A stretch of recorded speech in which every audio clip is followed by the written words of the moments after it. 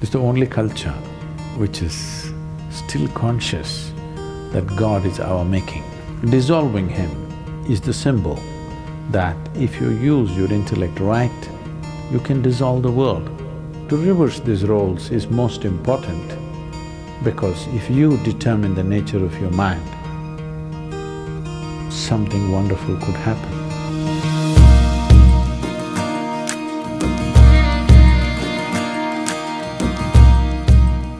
There is a festival in the months of August and September in India. It's called Ganesh Chathurthi. It is a god with an elephant face. It was not supposed to be an elephant, it was supposed to be a ghana. Somewhere one artist made a mistake and it became an elephant. It's called Ganapati, that means the chief of ghanas. So, they will make an image of Ganesh with clay, unburnt, and then they will paint him up nicely. Some people do without paint, some people do with paint. And then they will worship him and huge festival, music festivals happening around him, big events. Some people build huge ones, 108 feet tall, big ones. But after that period is over, usually 1 week, 15 days, in different places, different times, then they will go and drown it in the lake or in the ocean, so that God dissolves. Create a god, create a frenzy around him, make him your entire life. For those 15 days or 1 month, there's nothing else but Ganesh. We eat what he eats, we only like what he likes, everything is about him, but then one day we'll dissolve him.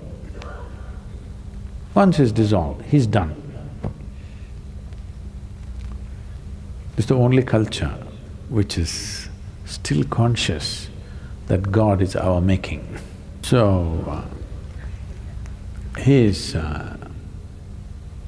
the symbol of intellectual activity because he wrote great scriptures and the sage who dictated the scriptures to him, the challenge for him from Ganesh was, he should not pause in the dictation. He must continuously speak and he will continuously write. He said, if you pause, I won't write further. It's a test for the sage, whether what he's speaking is really a fountainhead of his being or is it something scholarly that he makes up in his head. So Ganesh said, only uninterrupted dictation, if you do, I will write. If you pause somewhere, once I keep my pen down, I will not write again. So sage Vyasa spoke uninterrupted. It went on for months on end. Ganesh wrote without missing a single word, the best stenographer you can have. He is the symbol of human intellect. This is very symbolically right because this is the nature of your intellect. You can use it to consciously imagine something. Wonderful imagination, a man with an elephant head. An elephant head because that's the biggest head you can find on the planet. That means lots of brain.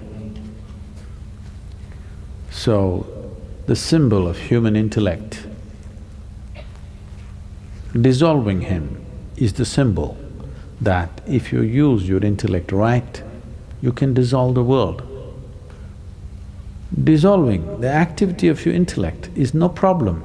Once you dissolve the world with your imagination, switching off the imagination is not a big problem. You can obliterate the universe with your imagination.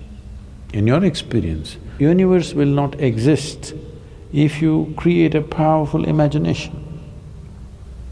But then, switching off the imagination is a much simpler process. If the imagination is consciously developed, turning it off is easy. Right now, bits and pieces of imagination happening unconsciously, it looks like it's impossible to stop it. So the entire festival is symbolic of this, that we create him and you must see the festivity that happens around him. Usually he's kept in public places. In every home it'll be kept, private ones.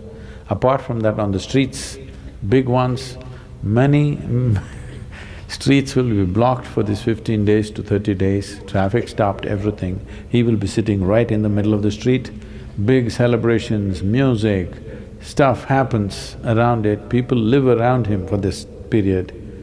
But when the time comes, they just go dissolve him and that's about it. He's done. Next 1 year, nobody thinks about it.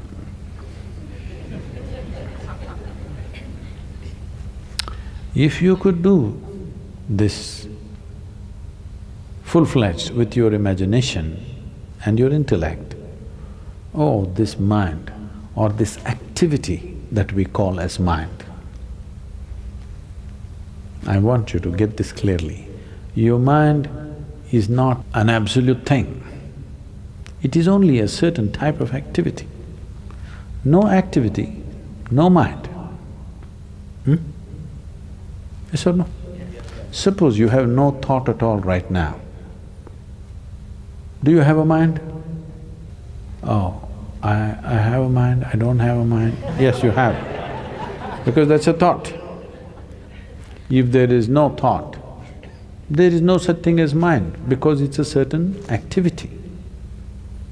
Consciousness is capable of being here without the assistance of activity. Activity does not make consciousness. Consciousness makes activity.